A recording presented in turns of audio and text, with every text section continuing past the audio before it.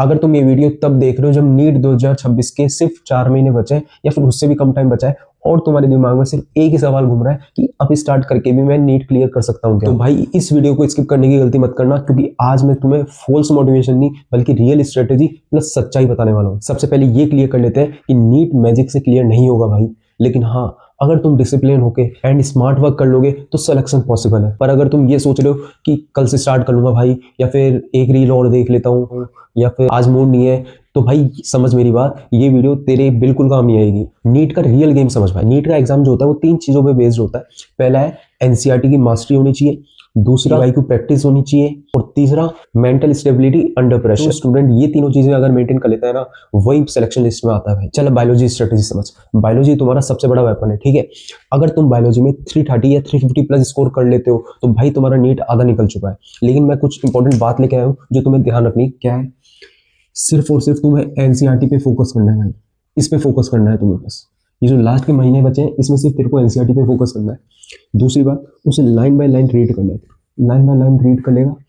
तीसरी, हर दिन 80 से 100 MCQ करता है, 80 से 100 MCQ प्रैक्टिस कर तू, ठीक है। प्लस उससे चैप्टर रिलेटेड PY की बुक आती है, उसके क्वेश्चन सॉल्व करना है, बस ये तेरे को बायोलॉजी में करना है।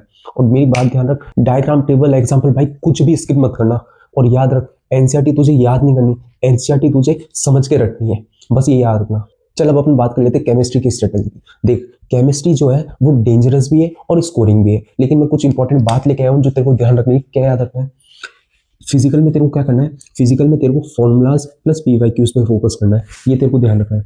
ऑर्गेनिक में क्या करना है? तेरे को रिएक्शंस पे ध्यान रखना है। और एनसीईआरटी की जो मैकेनिज्म दे रखी है ना, एनसीईआरटी में जो मैकेनिज्म दे रखी है उसको याद करना है, उसको पकड़ लेना है तेरे को कैसे भी करके, बस वो दिमाग में छप जानी चाहिए तेरे। इनऑर्गेनिक में क्या करना है?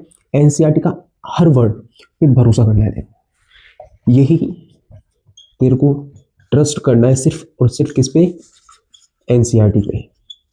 अगर तू ये कर लेगा ना तो भाई आराम से तेरा सिलेक्शन हो सकता है। और मेरी बात समझ, जो चीज एनसीईआरटी में लिखी हुई है ना वही तेरे को नीट के एग्जाम पेपर में मिलेगी, या तो वो डायरेक्ट मिल सकती है या फिर उसको ट्विस्ट करके मिल जाएगा। तो भाई अगर अभी तक तेरे को वीडियो काम की लग रही है ना तो चैनल को सब्सक्राइब कर लो, कि यहाँ सिर्फ मोटिवेशन नहीं, यहाँ रियल नीट की स्ट्रेटेजी प्लस हॉनेस्ट गाइडेंस मिलती है। चलो फिजिक्स की स्ट्रेटेजी समझ। फिजिक्स में सबसे बड़ी गलती स्टूडेंट्स क्या करते हैं कि उनको सब कुछ ट्राई करना होता है। मैं यहाँ से भी पढ़ लूँ, ये नोट्स ले लूँ, वो नोट्स ले लूँ, इस बुक को रेफर कर लूँ, इस चैनल पे पढ़ लूँ, ये कर लूँ। लेकिन भाई सबसे सही तरीका क्या होता है?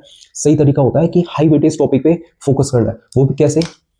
उनके फॉर्मूला रिवाइज करने प्लस उनके PYQs को ध्यान रखना है तेरे को, वो करना है तेरे को बस। दूसरा, तेरे को एक्यूरेसी पे ध्यान देना है टफ क्वेश्चन से ज्यादा। ये अगर कर लिया तो तेरा आराम से सिलेक्शन हो सकता है। देख अगर तेरे फिजिक्स में 140 से 160 भी आ रहे हैं और तेरा बायो कैम स्ट्रॉन्ग है तो भाई आराम से तेरे को अच्छी मेडिकल कॉलेज या फिर एम्स आराम से मिल सकती है। अब एक रियल बात करता हूँ, नीट जो है सिर्फ सिलेबस का एग्जाम नहीं है भाई, नीट जो है मेंटल स्ट्रेंथ का भी एग्जाम है। ओवर थिंकिंग, कंपेरिजन, तेरे दिमाग में फियर, ये सब तेरा सबसे बड़े दुश्मन होता है। मेरी बात ध्यान से समझ ले। तेरे को क्या करना है? 7 घंटे की नींद ले ले, फोन से थोड़ा डिस्टेंस बना ले, सिर्फ काम की चीज देख, पढ़ाई करनी है तो उसके लिए यूज कर, और अपने प्रोग्रेस पे फोकस कर भाई। सिर्फ दूसरों के मार्क्स में कितने मार्क्स आ रहे हैं भाई ये मत देख तू, तो सिर्फ अपने पे फोकस कर कि तेरे अगर अभी 150 मार्क्स आ रहे हैं तो तेरे कैसे 550 प्लस, अगर तेरे 550 आ रहे हैं तेरे को कैसे 650 के अराउंड लाने, ये तेरे दिमाग में होना चाहिए। ताकि ये कि यार इसके इतने मार्क्स आ गए, इसके इतने मार्क्स आ गए, मेरे इतने कम आ रहे हैं, और फिर तू डिप्रेशन में आ जाएगा।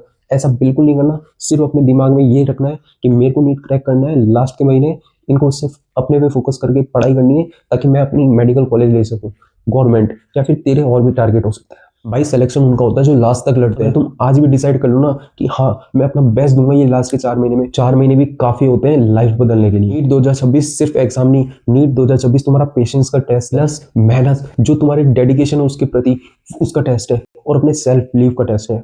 अगर वीडियो पसंद आई हो तो लाइक करो, शेयर करो और कमेंट में लिखो I will not give up.